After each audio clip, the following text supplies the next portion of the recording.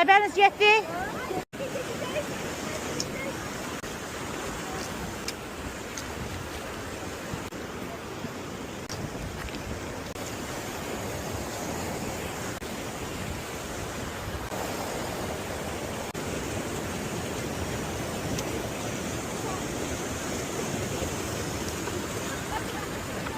Neye yürürsünüz?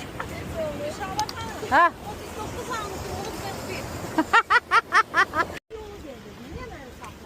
Kartını almıştım. Dedim bütün Efe şehri gelin görün. Bunun neçə kilometre Sınavdan keçirim ha. Yormur adamı. Qətiyyən adamı ayağını altında. Bak, Mucuk şəlaləsinə gedirik. Dəmirapan çay. Dəmiraparan çayı. Hansı çayda bilmirəm. Dəqiq tərəfə də baxacağım. Bak işte. Plazadan gəlmişik, Qəbələn plazasının.